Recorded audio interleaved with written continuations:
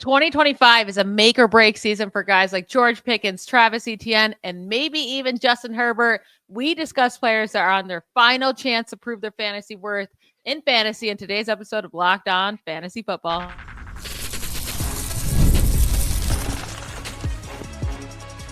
You are Locked On Fantasy, your daily NFL fantasy podcast. Part of the Locked On Podcast Network, your team every day. Welcome into the Locked On Fantasy Football Podcast. Thank you for making us your first listen every day. I'm one of your co-hosts, Michelle Magdziuk, and when I'm not doing this, I'm a researcher and fantasy analyst with NFL Network. And I'm your other co-host, Vinnie Iyer. When I'm not doing this, I'm writing about NFL, fantasy, and betting for sportingnews.com.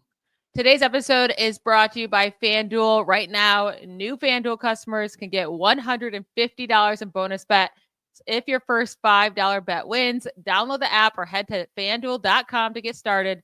Bet with FanDuel, official partner of the NBA. We are going to do a fun little exercise today that we did last year around this time. And it's talking about players that are really on their last chance. If you ever watched Last Chance University, I kind of got the idea from that, where these guys they've been disappointing us for a while now, are not hitting their full potential. And this is kind of 2025, it's their last chance to prove that they're worthy of being on your fantasy football team. So we'll go through each position, starting at wide receiver, getting to running backs, quarterbacks, and tight ends. And we're also going to do a quick overview of the players that we chose in this show last year. So starting at wide receivers, the wide receivers that we said had their final chance last year, these are the four guys: Drake London, Hollywood Brown, Christian Watson, and Jerry Jeudy. Now, Drake London proved his worth, wide receiver 5 in 2024. Hollywood Brown hurt most of the year, but still did nothing when he came back. I think he's officially done so, right? That was his last chance. We're not going to take him in fantasy anymore. Christian Watson, wide receiver 78 in fantasy points per game. Donezo for fantasy. That was his last chance. Jerry Jeudy, though, wide receiver 12 in fantasy last year. As long as he has a quarterback that's willing to just throw it up, apparently he's not done. So he's still staying alive here. For our 2025 picks, we're going to start off strong with Mr. George Pickens. My dude, I'm a Steelers fan, but he has not reached his full potential. Wide receiver 43 in fantasy points per game this past season. Wide receiver 33 in 2023. We know the talent's there. The touchdowns are not there. And just the inconsistency is not there either. So I think 2025 is really his last chance to prove he can be elite wide receiver in this league. Yeah, the problem is there's a question mark about his skill set. Can he do a little bit more than stretch the field, make some big plays? He tends to be better sometimes lining up inside than outside.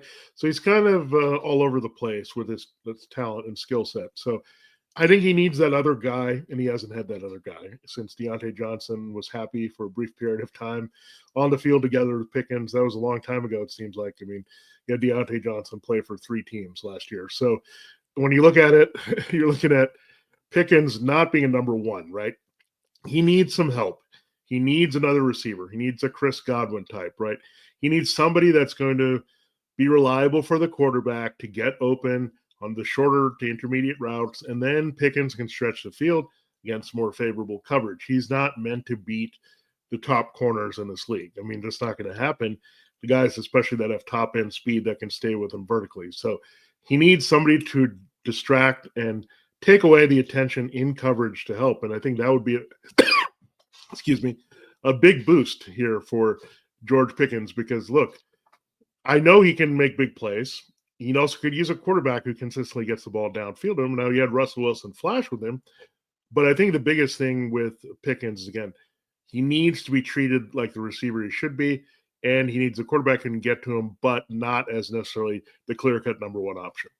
I know that's hard, right? Because it's not like we know who the Steelers quarterback is going to be. And right now it seems like the top option is Justin Fields. So it's hard to say, Pickens, you have to do it this year. You're never going to do it, because it's not like Fields is going to be like a 600 time pass attempts this year if he is the starting quarterback. But at the same time, he's had this opportunity to be the wide receiver 1. It's not fully coming complete here. So I still think he's going to have a lot of value in fantasy drafts because of his name and because of the potential we can see. This is really, though, the last year I'm giving him of taking him in the middle rounds of drafts. After that, then he's just going to have to be a late flyer that you hope can break out late in his career. I think kind of the same thing here for Zay Flowers. I actually had high hopes for him last year going into 2024 season. And I know somehow he was selected to the Pro Bowl, but he did not have a Pro Bowl year, right? 1,059 yards, 4 touchdowns, and a full 17 games played. Or he played 17 games, he injured for one of them. But wide receiver 36 in points per game in 2024, wide receiver 32 in points per game in 2023. He's the wide receiver 1 for the Ravens with Lamar Jackson. We know he has the speed, but I don't even know, should we be giving him another year chance, right? Or is he already kind of one of those guys that should just be going super late in drafts? That's just kind of a dart type of player. Yeah, I think what we learned last year, the Ravens are not going to treat any person as their number one receiver, right? It's just kind of by committee with wide receivers. And this is the year where you had Lamar Jackson throw 40 plus touchdown passes. He worked in a lot of people. Even in the year when he went off, it was a bunch of guys getting the touchdowns from him. Yeah, the tight ends, of course, involved Mark Andrews and Isaiah Likely. Rashad Bateman was there. Other receivers were there. You think the Ravens would still look to maybe upgrade receiver a little bit more in this offseason? So I don't think Zay Flowers is seen as maybe the alpha that some people think he is. I know he's a first-round pick, and maybe that's why we're thinking that. But so is Bateman, right? But he's been more of a committee player in this offense with these other guys because, again, they use the 2 tight ends well. They throw to a multitude of receivers. They made it work. I mean, if you start looking at where Lamar Jackson's touchdown passes go that aren't Mark Andrews, you're like, whoa, he's really spreading it around and not really playing favorites with any of these guys. And I think that's what makes him dangerous. He throws to the open guy a lot, and he's not going to lock into Zay Flowers. And we also know he's not a big scoring threat, and that's a big problem. When you break 1,000 yards, but you're not scoring a lot, and you're kind of a big play receiver, that means you're not going to get necessarily the volume of receptions we're looking at. So you don't have that volume to rack up points that way in half or full point PPR. You don't have the scoring. So 1,000 yards can seem a lot empty when you have that issue. And then we've seen that. So 36. So I just don't think he has any exciting upside, where I think Pickens does, depending on who else they add. I don't think we're going to see Zay Flowers' role change too much with the Ravens. Now, our last chance wide receiver here is Chris Olave. Wide receiver 56 in points per game in 2024. His season was cut short due to injury. Wide receiver 21 in points per game in 2023, but he was a first-round pick in 2022. He's the Saints wide receiver 1, really the top option there for sure.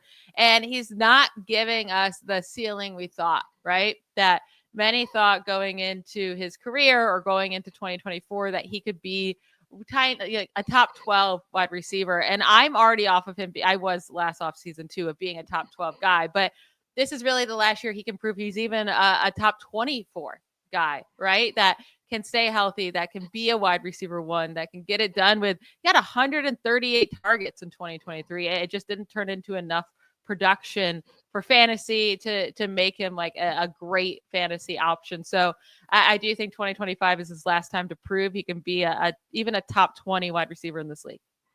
Yeah, the problem is just all the transition with the Saints, right? I mean, he hasn't really had a settled quarterback situation. Derek Carr looks like he's going to be on the move here, so yet another quarterback change. Then you had the Carr issues, and then you had the injury to Olave, and then Rashid Shaheed was down a little bit as well, crossing over. He was the marked man in the offense while he was healthy, and really scary way to go down. There were concerns if he would continue his career with all the concussions, and he had to take a step back and say, look, this was getting out of control, and I got to get this in check before I can continue to play in this league. So there is that concern, the injury durability concern, and how committed he wants to be to this. Like, if one more injury happens, is it just curtains here, right? And he just says, hey, I'm out. I've had a good career in college and the NFL. I'm just going to leave. So that could also happen here. So I'm a little bit hopeful because I think the talent is off the charts. All these Ohio State receivers, the talent is just really good. So if he comes back healthy, the receiving situation improves with a better passer. A dedicated guy can get the ball to him, treat him like a go-to guy. I think there's hope because Kellen Moore, you look at the offenses, he's been really good to A.J. Smith, and what Devonta Smith was able to do as a big play threat. He was great for CeeDee Lamb. He was a great in terms of volume in the Chargers offense for 1 year. So he's a good wide receiver type coach and offensive minded. So that could really help Olave. But let's hope he gets a decent quarterback as well. Yeah, and I mean, Derek Carr has, though, like, put together good seasons for fantasy wide receivers. So Chris Olave just needs to step up and be what they drafted him to be. But there's also a bunch of running backs that we need to get to that need to step up and prove their worth next year, including Travis Etienne, who had a terribly down year this past season. We will get to that right after a quick break. All right, the NBA action is heating up here in the second half. It was a great game there, watching the Lakers and Knicks go at it. And when games tip off like that, the bigger games, there's no better place to get in on it than FanDuel, America's #1 sportsbook. With FanDuel, you can place live bets throughout games. So even if you miss the opening tip-off of a game or want to bet on a fourth quarter comeback on your favorite team, you can stay in the action. And if you're looking for a bigger payout, you can even combine your live bets into a same-game parlay. It's always great to look at. Get one of your players that you like to do some scoring, combine it with a score and cover the spread there with the favorites. It's always a lot of fun to root for both of those things happening together. You also have to love FanDuel's live betting feature because it lets you play every moment of the game and keeps it exciting for you. Whether you're backing your team for a late game rally or picking a player to hit a clutch three, you never feel like you missed your chance. Plus, the app is easy to use. And when you win, you get paid instantly. Right now, new FanDuel customers can get $150 in bonus bets. If your first $5 bet wins, just visit FanDuel.com to join today. That's FanDuel.com for a shot at $150 in bonus bets. Make every moment more with FanDuel, the official sports betting partner of the NBA. All right, Michelle, time to continue the show. Let's look at some running backs here that we have down for a make or break, last chance players. Here, they need to come through with what we were looking for in our fantasy value. Last year, I'll just do a quick recap. We had Breece Hall as an elite back. That did not work out as much here with all the Jets disaster. So unfortunate there. DeAndre Swift, not the way we wanted with the Bears. Thought he was going to have a bigger role. I think I was pretty high on him, but the Bears became a mess, and now they have a new coach, Najee Harris. Not so great. He's going to be leaving Pittsburgh. Jalen Warren was at times a preferred fantasy back, and then Zach Moss also not good, right? He kind of broke. He had the injury, and Chase Brown took over in Cincinnati and was a breakout player. So last year, it was not a good situation for these running backs. So hopefully we're not jinxing the guys this year. Yeah, I mean, that's the point of this exercise, right? It's like these guys have not performed up to what they were expected to, and we're giving them one more chance maybe, and that's what that was, right? So I had in there the Breece Hall as an elite back. I was only giving him one more shot to prove that because he was getting drafted as a top guy, and he hadn't really shown that. And this year it really came crashing down. I think officially he's never going to be that elite fantasy back. And you brought up the Swifts and the Harris and the Mosses. Definitely Moss, I held on way too long. He's done. And Swift and Harris, they are just kind of who they are. They're going to be those low end running back twos at best, kind of the lower end starting running backs if they have the job. So that we learned a lot about them in 2025, and their last chance has been taken, and now we know what they are. So we didn't do that same exercise here for these three guys, and it's Travis Etienne. I am willing to give him one more chance in fantasy. I mean, obviously not early in drafts, but he won't be going early. After being the running back 3 overall in 2023, running back 6 in points per game, he fell down to running back 25 in points per game in 2022. His touches did significantly drop down, right? He only had 189 touches after having 325 in 2023.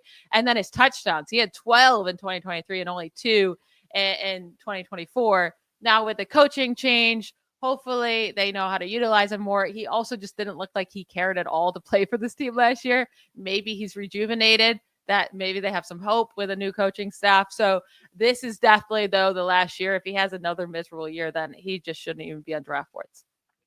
Well, what have we noticed the Jaguars doing so far? They are about to release Christian Kirk. Then, the Texans came along. They traded him in the division. They moved on from Evan Ingram.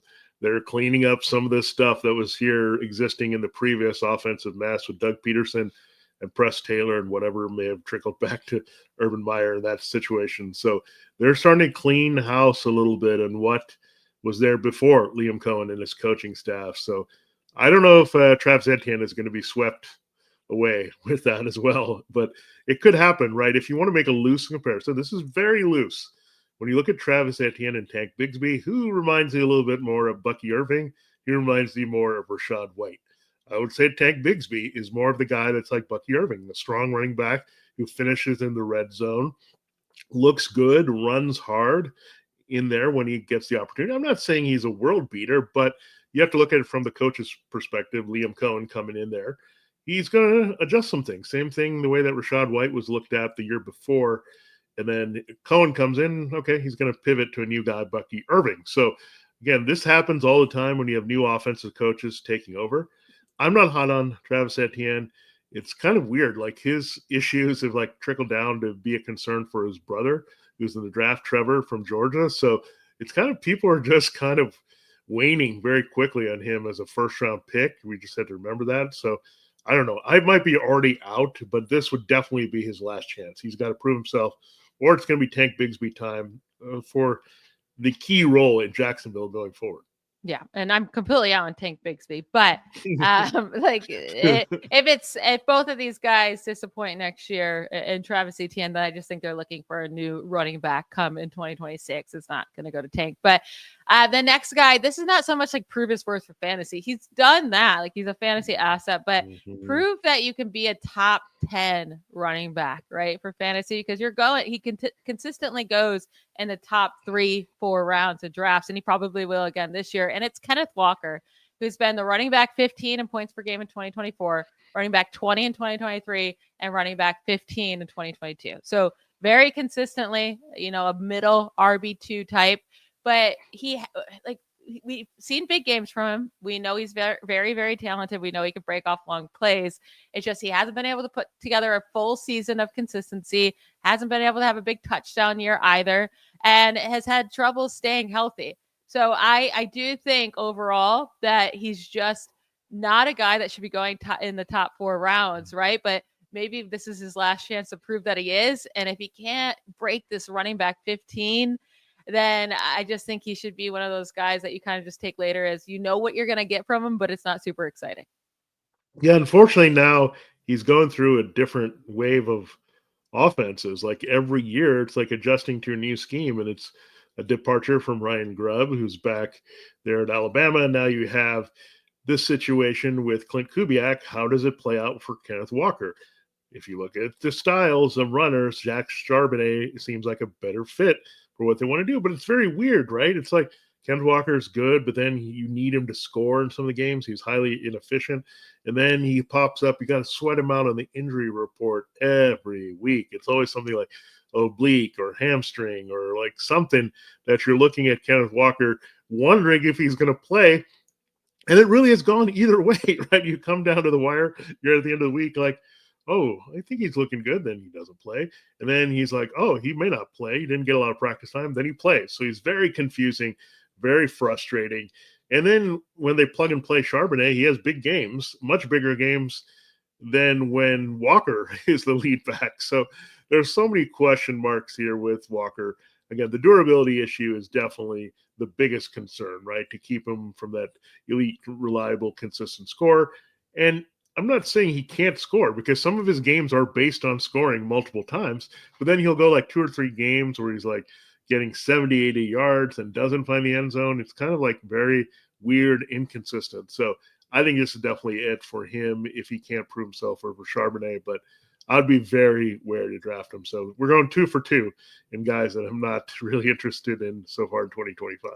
And then the last running back we're going to hit on is Ramondre Stevenson. I think this is last year to prove to the Patriots as well that he should be their starting running back. We know he's going to get volume, right? Unless they end up drafting a guy early, but we can't really see that. But running back 29 in points per game in 2024, running back 31 in 2023, running back 14 in points per game in 2022, running back 11 overall that season. So he has had one good year over the last 3 years, but the last 2 years has not come to fruition. Now he's been stuck on a very, very bad offense with bad quarterback play without a lot of weapons, right?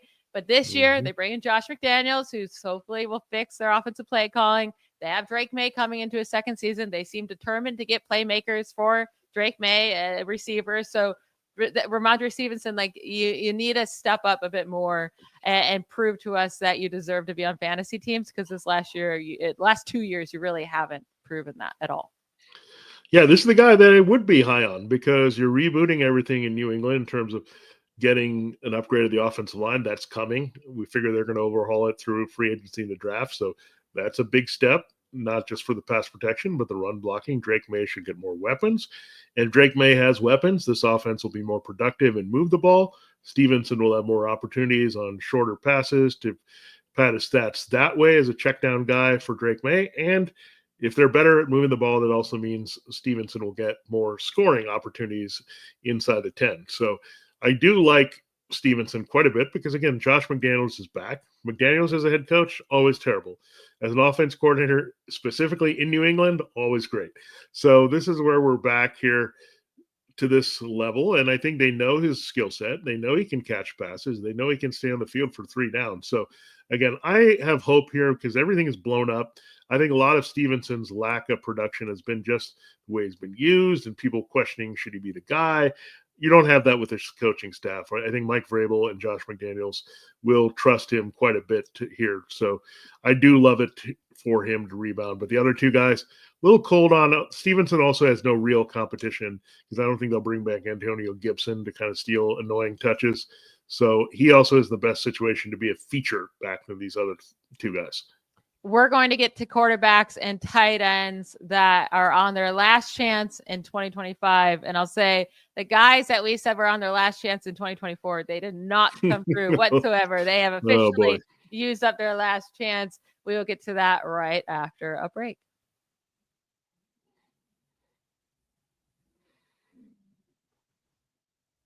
All right, finishing up today's show with quarterbacks and tight ends on their last chance to prove their fantasy worth in the 2025 season. The guys that we mentioned last year on this show for the 2024 season at quarterback was Trevor Lawrence, Deshaun Watson, and Tua Tagovailoa. All 3 of them used up their last chance. They're done for our fantasy worth. It's just not going to happen. I guess maybe there's a sliver of hope for Trevor Lawrence, but still, I'm out. I gave him my last chance. For our pick at quarterback for this year, the top guy is Justin Herbert to be an elite fantasy quarterback, right? Because we saw it in 2021. He was an elite fantasy asset, a quarterback 2 that year, but that was a long time ago. Since then, quarterback 15 in 2022, quarterback 11 in 2023, quarterback 13 in 2024. We figured last year was going to be a down year for him with Jim Harbaugh. First year, going to be run heavy, play defense. It did come along in the second part of the last season, but he needs to have another huge year. He has the talent. He's now going to build that chemistry with Ladd McConkey. We'll see what other pieces they add. He has to prove that he could be a top 5 quarterback again if we're going to keep giving him chances. Yeah, and he's had a rough go in the playoffs, and that always doesn't inspire us too much, where we remember him on the field really stinking in that game. So I don't know what you do with Justin Herbert, except you believe in his talent, right? I think you just say he's got a big arm. He can run. It's a pretty good system with Greg Roman and Jim Harbaugh. He's going to get more weapons. Every rumor says they're going to get another key wide receiver. They're going to go after a tight end. They're going to maybe go after more offensive line help. So the Chargers look like it was a soft launch of the Harbaugh-Roman era last year, right?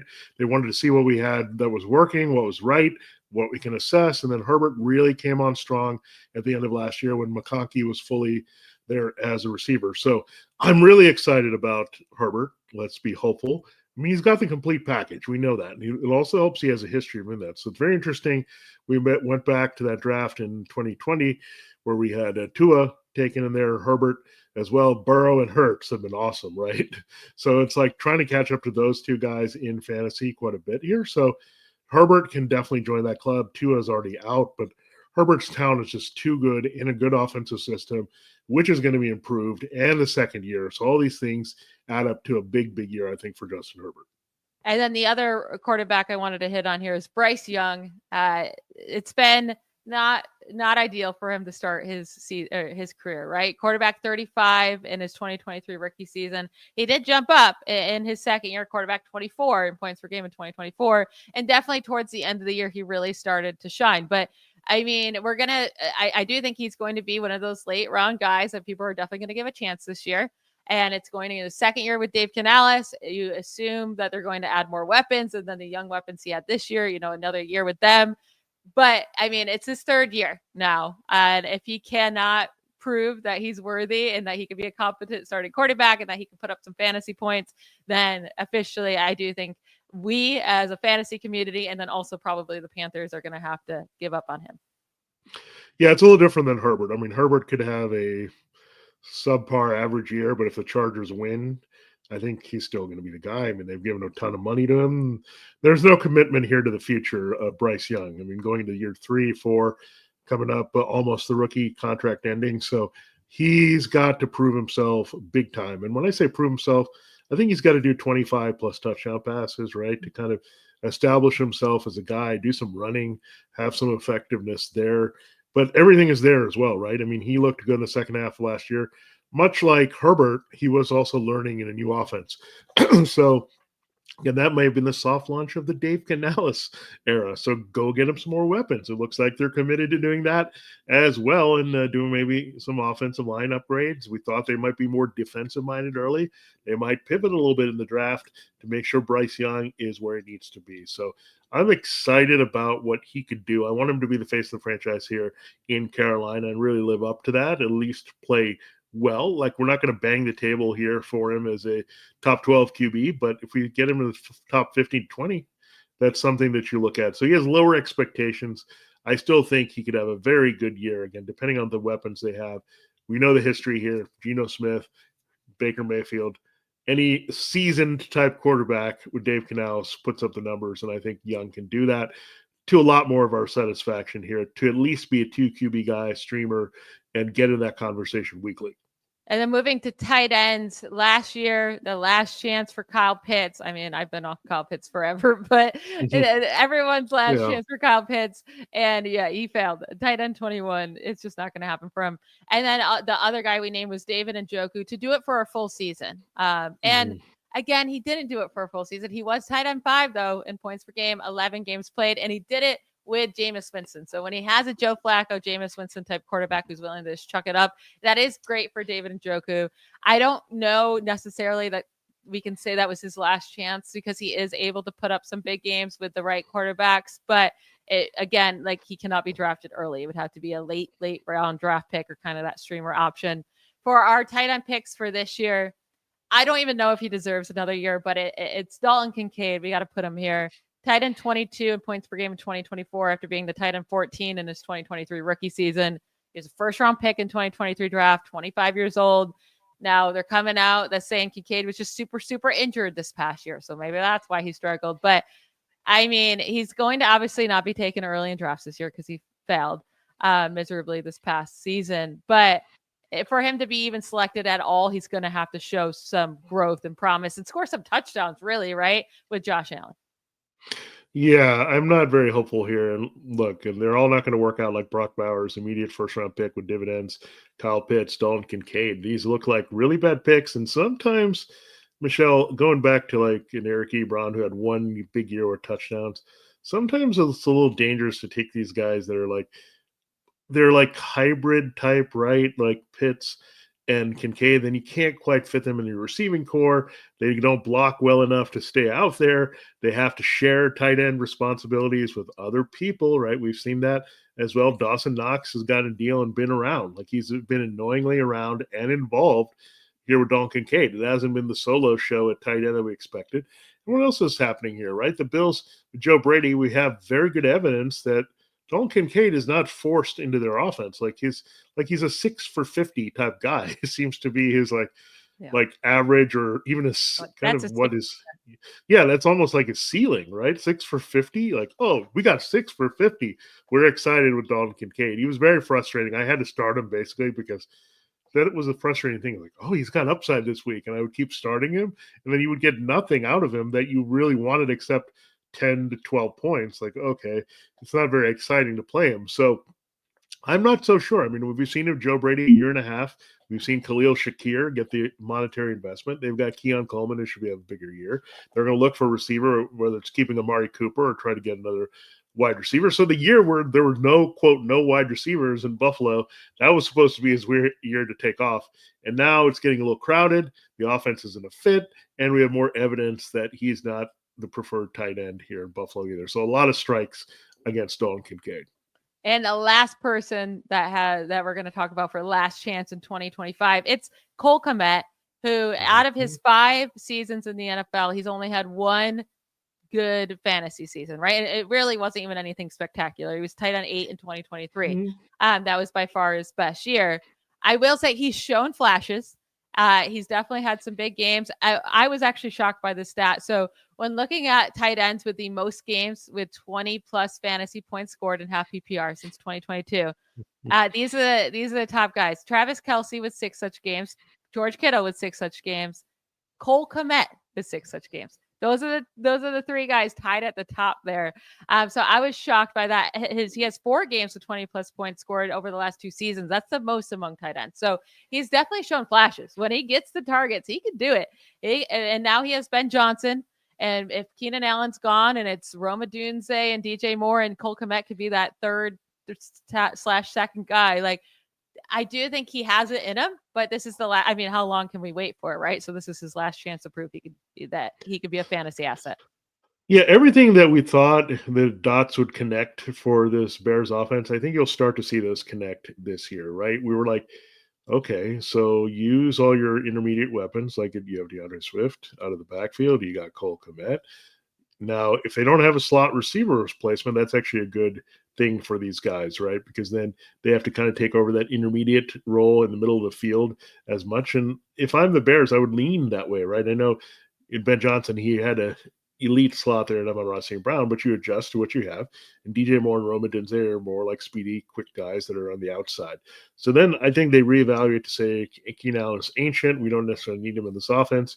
We've got Kmet, we got Swift if our quarterback gets in trouble to get the ball out of his hand. So I think that was really bad work last year by this whole Bears offense, just not saying, look, we need to use all our weapons and help our quarterback. They kind of reined him in, and then they forced deep balls with him, and then they went back, okay, you're throwing only to Keenan Allen. It was just a disaster in play calling. Ben Johnson being a lot smarter. I'm already getting really good vibes from Ben Johnson and running this Bears offense. So Kmet has flashed. He can take over games. He's a good athlete. He can develop a good connection with the quarterback. So Kmet, I'm way into more this year than Dalton Kincaid. I am too. It's so crazy to say, but I'm right with you. That is it for today's episode. I want to thank you all for making Locked On Fantasy Football your first listen every day. But for your second listen, check out the Locked On NFL Draft with Damian Parson and Keith Sanchez. Now that the season is over, get the latest draft rankings, rumors, and news every day. Find Locked On NFL Draft on YouTube or wherever you listen to your podcasts. We hope you have a fantastic weekend. We'll talk to you on Monday. Bye, y'all.